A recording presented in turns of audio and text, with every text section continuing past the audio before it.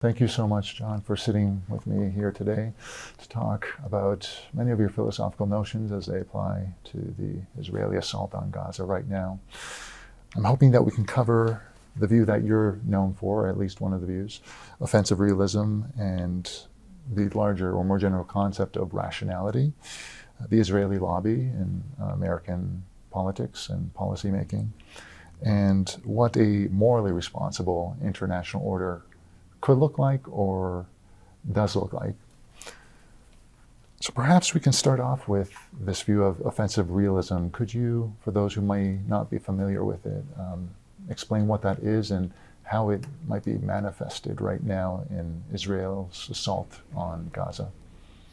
Well, I'm not sure that Israel's assault on Gaza has much to do with realism, but I'll give you first a take on what my take on what realism is, and then I can talk about the Israeli assault on Gaza. Realism is a theory of international politics that privileges power. It says power is the currency of international relations, and states are mainly concerned, not exclusively, but mainly concerned about the balance of power, and they want to maximize the amount of power they have. The best situation is to be a hegemon in the system. Now, why is that the case?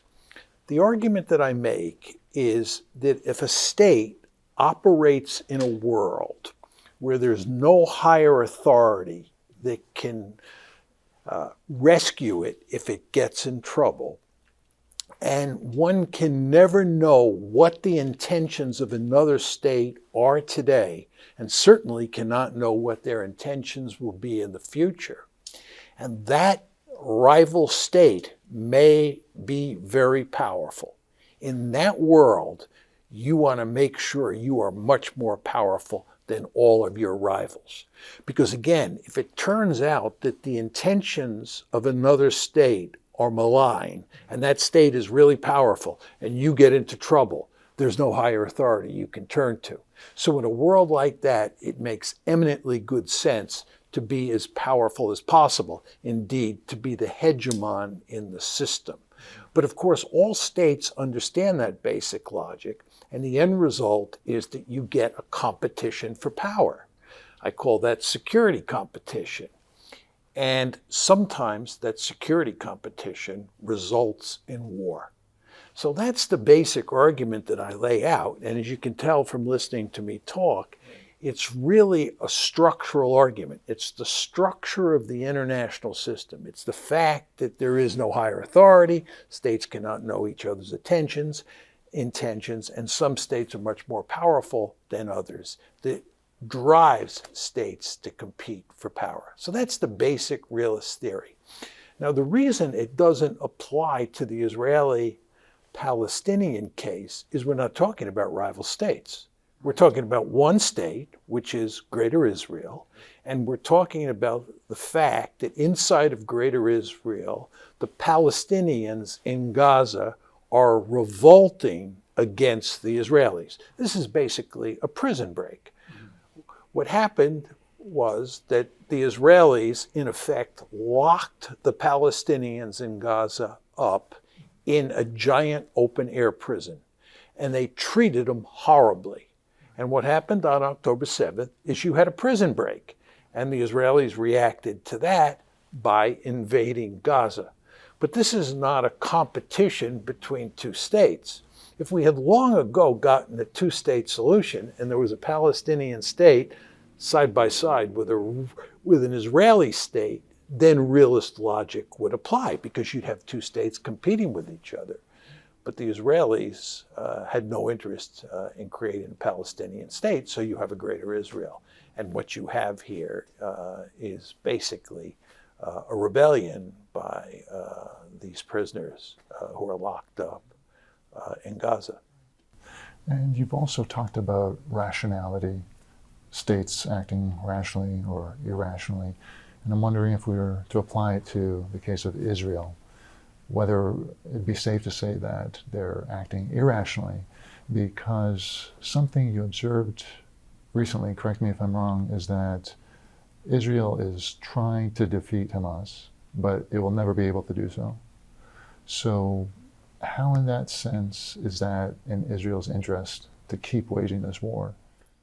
Well, it is in Israel's interest to defeat Hamas. Whether you think it's morally correct or politically correct is another matter. I mean, I believe that the Israelis should have long ago given the Palestinians a state of their own. That was the smart thing to do. But they've decided not to do that. Now, there's no question that the Israelis went into Gaza and they argued that what they wanted to do was defeat Hamas. And given that it is virtually impossible to defeat Hamas in combat, in other words, for the Israeli Defense Forces to engage Hamas and eliminate them, it's virtually impossible. One could argue that's irrational, but I don't believe that was Israel's goal. I mean, they said that was their goal. Their ultimate goal, I believe, from the beginning was to ethnically cleanse Gaza, to drive the Palestinians out of Gaza. And by the way, if they had done that, then they would have eliminated Hamas as a problem in Gaza. Do you follow what I'm saying here?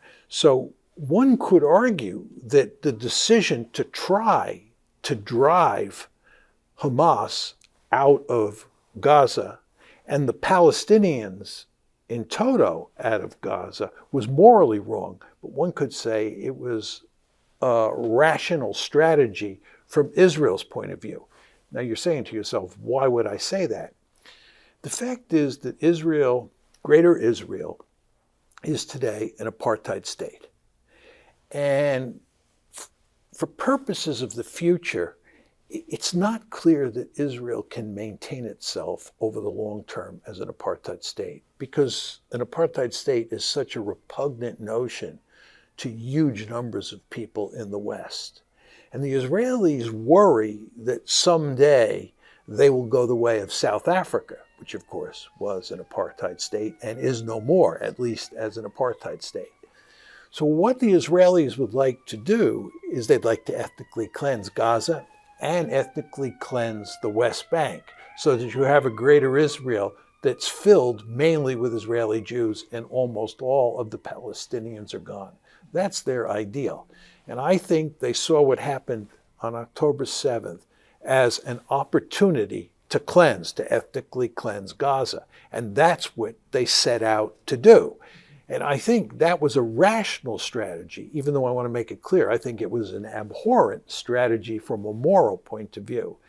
But it failed. And the end result is they not only did not drive the Palestinians out of Gaza, thankfully, in my opinion, but they also have not defeated Hamas. Do you think that Israel's seeming lack of concern of the international community trying to stop what they're doing and the likelihood that they'll become a pariah state if they don't is irrational? And how seriously they take that, because if they do get, this way, hypothetically, where they take Gaza and they do what they want with it, would it not just further alienate them from everyone else? And what kind of winning position? The problem in your argument is the use of the word everyone else. Right. For the Israelis, what really matters is what the United States does. But not only the United States, countries like Canada and countries in Europe. Yes. And the fact is the Israelis can do almost anything to the Palestinians, and the Americans, the Canadians, and the Europeans, especially the West Europeans, will stand by them. We see this even with the Germans today, who you would think, given their experience with genocide, would be opposing what the Israelis are doing in Gaza. But the Germans are standing by the Israelis, as are the Americans and pretty much everybody else in the West. So the Israelis think they have a free hand here. But of course, in almost all other places on the planet, they are in deep trouble because people in those other places understand that the Israelis are executing a genocide, and they think that this is unacceptable. Right. So perhaps what I was trying to get at is that could a state like Israel survive this way long term if it just has the help of, say, a handful of powerful states long term? Is this in any state's interest? Well, I think there are good reasons to think that an apartheid state cannot last over the long term. And as I said before, I think the Israelis themselves understand that. This is not a good situation. And we now have a situation where you're not only dealing with an apartheid state, Israel, but you're dealing with an apartheid state that is in the process of executing a genocide in Gaza. And that is going to be a moral stain on Israel's reputation. I'm tempted to say for the foreseeable future, but one could say forever. This is a disastrous situation for Israel. The Israelis tend to think they can get away with it now because Western elites are backing them pretty much to the hilt. But with the passage of time, when people take stock of what happened after October 7th and what the Israelis are now doing, it will, I believe, be disastrous for Israel's reputation. So you marry the genocidal behavior with the fact that it's an apartheid state, and Israel's future does not look promising. And to your point about Israel getting help from Americans, I presume that would also include the Israeli lobby, or some segments of the Israeli lobby, and you're known for your seminal book on the Israeli lobby. I'm just wondering how you've seen the Israeli lobby develop with respect to American policy since you wrote that book, and how it's facilitating the ongoing assault or genocide on Gaza right now. Well, there's no question that the Israel lobby is playing a key role in keeping the West on Israel's side. No doubt about that. We wrote the article, Steve Walt and I, about the Israel lobby in 2006, and then we wrote the book in 2007. So that was quite a while ago, a good 18 years for the article. I think there's no question that we have had a profound effect as a result of the article and the book on the discourse about Israel. I think we opened up a big discussion or a widespread discussion on the Israel lobby, the U.S.-Israeli relationship, and on Israeli policy itself. But I think we have had zero effect on actual policy, right? So again, we've influenced the discourse for sure, but in terms of actual policy, zero influence. And I think that tells you two things. One is the lobby is incredibly powerful. And number two, I would argue that the lobby has become more powerful with the passage of time.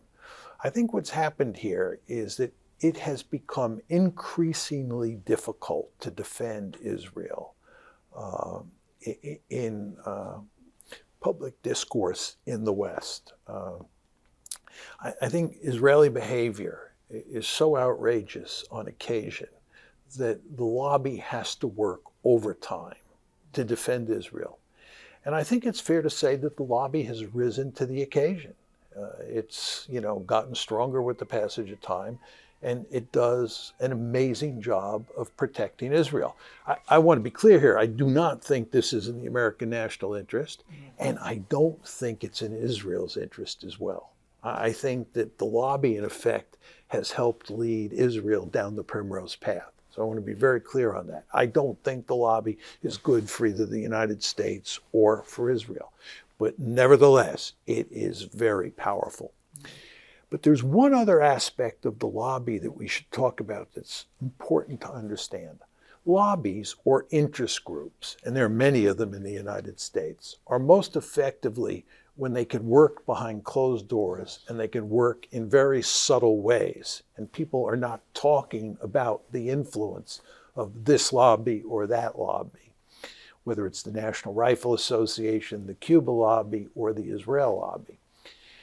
But what's happened over time, and I think that we've played a key role here in bringing the lobby's actions out into the open, is that the lobby now has to engage in smash-mouth politics. It has to operate out in the open in brazen ways. And therefore, more and more people have become aware of the Israel lobby's presence in the American body politic, and they've become more aware of how the lobby works. And this is not good for the lobby, and it's not good for Israel. And this is another reason why, when you think about sort of where Israel will be and where the lobby will be moving forward, it's hard to tell a positive story. It looks like there's big trouble ahead for Israel and big trouble ahead for the lobby. Right. Well, I'm glad you brought that up, actually, because when I was reading the article in the book, it seemed that at some point that the lobby was successful in working this way that you're talking about, behind closed doors, versus now it just seems like everyone knows that it's there and it's influencing politicians and policy. Do you see this as being a vulnerability for it now, and it's in a position where it can actually be weakened on account of it? Well, it's a vulnerability because it makes it difficult to tell the story that the United States supports Israel because it's in America's strategic interest, and because it is the morally correct thing to do. Yes. What the lobby likes to do is make the argument that Americans support Israel down the line because it's in our interest. We're birds of a feather, right? We're supporting our ally. Israel's the only democracy in the Middle East. It shares our values. This is the argument that it's morally and strategically correct to support Israel. And what we said in the article and in the book is that that's not true. Strategically, Israel's basically an albatross around America's neck. And the argument that it's ethically correct to support Israel against the Palestinians has been wrong for a long, long time, well before October 7th. And the real reason that we support Israel is because of the lobby, not because of strategic or moral logic.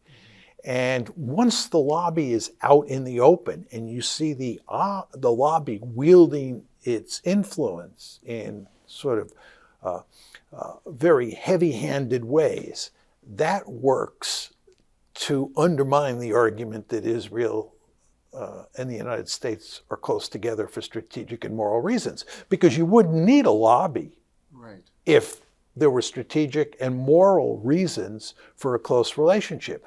The reason you need a lobby is because Israel is not a strategic asset. It's a strategic liability, and its behavior towards the Palestinians is morally reprehensible. And I want to be clear, it has been for a long period of time. This is not something that started on October 7th. So to deal with this situation, you need a lobby. But it's, again, best if that lobby is in the background. And it is not any longer in the background. I want to make one other point on this, Paul. It's very important to understand that the coming of social media has changed the game in very important ways. It was much easier to work in the background, and it was much easier to sort of cover up what Israel was doing before the coming of social media. With social media now, there are just all sorts of videos on the internet of what the Israelis are doing in Gaza. There are all sorts of alternative platforms for critics of Israel to speak on regarding the war in Gaza. Yes, the mainstream media continues to support Israel down the line, but the fact is that there are alternative platforms where people can go and criticize Israel. And lots of young people have turned off the mainstream media, and what they do is they go to these alternative sources. This is one of the principal reasons that the lobby is committed to shutting down TikTok.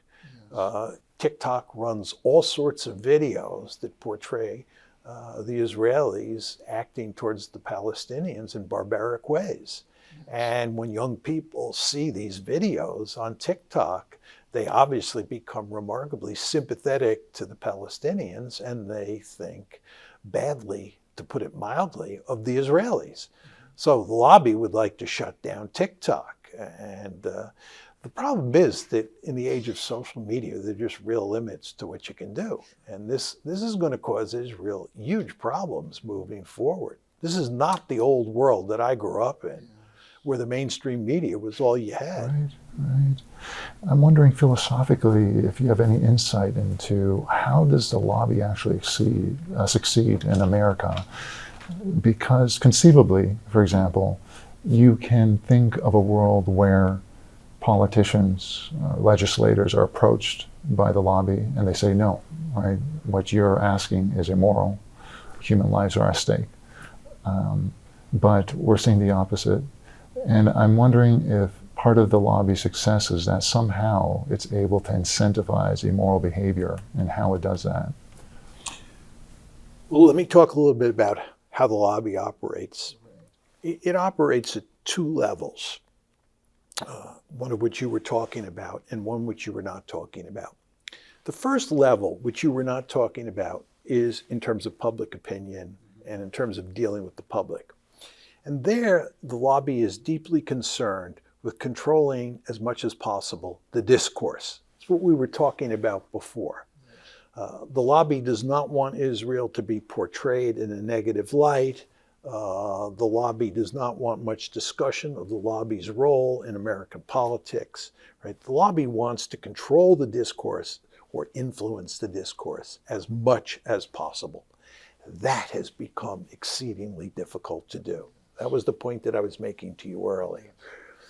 Second, and this is the second avenue of influence, the lobby is interested in making sure that policymakers inside Congress and inside the executive branch, and here we're talking not just about the White House, but also the State Department, the Defense Department, and so forth and so on, making sure those policymakers support Israel unconditionally.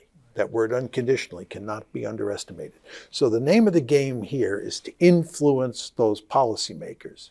Now, there are obviously many policymakers who think that what Israel is doing in Gaza is reprehensible, but they will not speak out. And they will vote in support of Israel at almost every turn. There will be a few exceptions, but not many. That raises the question, why? And the answer is that in the United States, to get elected to office and to remain in office, campaign contributions matter enormously. And the lobby is really good at providing money, providing resources for individuals who support the lobby's positions. And anyone who doesn't support the lobby's positions will find him or herself being opposed by someone in the next primary or in the next, campaign by someone who supports Israel and who is getting a huge amount of money from pro-Israel sources. So politicians, and this again includes politicians in the executive branch and in the legislative branch, understand that there will be a huge price to pay if they don't support Israel hook, line, and sinker. And they end up, in almost all cases, supporting Israel as a result.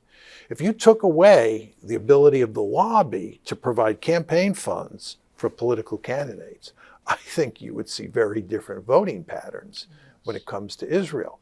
Because this is not a case of all these politicians loving Israel and feeling they have to support Israel because it shares our values or it's a strategic asset. They do it in good part out of fear that the lobby will put its crosshairs on them and defeat them for office.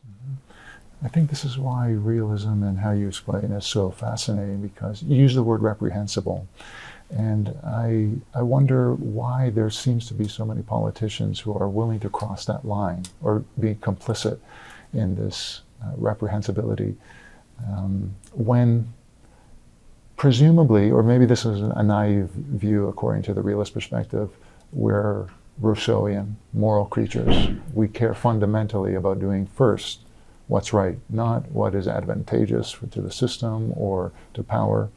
And I wonder if you think that the structures of power in which policymakers work are primarily the cause of this sort of playing along with the lobby, or does that say something about an extremely flawed human nature? Well, the fact is that every human being has a moral compass. And at the same time, they have a set of interests. Sometimes that set of interests and the moral compass are lined up, and you can pursue a policy or take action that is morally correct and also maximizes your chances of satisfying your political or economic goals. But then there are those cases where your moral compass points in one direction and your interest compass points in the other direction. And then the question is, what do you do? And there are going to be cases where people do what their moral compass says they should do. But as we both know from studying history, there are lots of cases where people put aside what is morally correct, according to their own compass, and instead pursue policies that are morally incorrect, but satisfy their own political or economic interests. This happens a lot, sadly. And I think that this is a case of that. You have a lot of people who know better, and they nevertheless think that from a political point of view, from the point of view of their own selfish interests, that what they should do is support Israel's behavior in Gaza, or support Israel's treatment of the Palestinians even before October 7th. Yes. And you alluded to it before, and you've talked about it in your work, this end goal that Israel has to create the greater Israel. And I am wondering whether you see this as ultimately destructive or self-defeating for Israel, and whether, insofar as that might be true, it would be an overstatement to call their behavior Machiavellian, rather than, say, reckless or unhinged, because it seems that when we talk about Machiavellian behavior, there's always some rationale or strategy that's involved, whereas it's not so much the case when we're talking about what's reckless or chaotic and so forth. You want to understand that the Israelis ethnically cleansed the Palestinians in 1948. Yes. They ethnically cleansed lots of Palestinians in 1948, and then they did it again in 1967 in the West Bank when they captured the West Bank from Jordan. So they've done massive ethnic cleansing on 2 occasions, and they got away with it. And it played a key role in creating the State of Israel. So there are a number of people, I've talked to a few of them over the years in Israel, who believe that when the opportunity comes, they will be able to ethnically cleanse Gaza and the West Bank, greatly reduce the number of Palestinians in both of those places, and therefore greatly reduce the number of Palestinians in Greater Israel. And the end result is they will be much better off. They will have gotten away with it. Yes, there will be a certain moral stain that is associated with this, but they'll deal with that. So that's the rational argument for doing this. And who knows, they may get away with it. You want to remember, we're talking about a world here where the United States and the Europeans, especially the Germans, will basically support Israel no matter what it does. So one could argue it's not such a foolish policy. Is it a morally bankrupt policy? Yes. May it ultimately turn out to be a reckless policy? Yes. But that remains to be seen. So, John, thank you so much for this very illuminating, fascinating, but I also have to say troubling discussion for me, because it's got me to revisit some of my own assumptions about human nature, and I feel sometimes inclined to believe or so that we are more altruistic than not, but again, I'm now going to have to revisit that. I'm just wondering if there's any final thoughts or observations you'd like to share.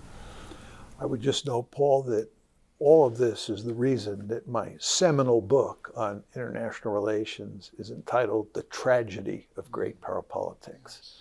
I wish that were not so, but I am a realist, both with a little r and a capital R. And sadly, that is the way the world works. But thank you very much for having me on the show. My honor. Thank you so much, John. Thank you.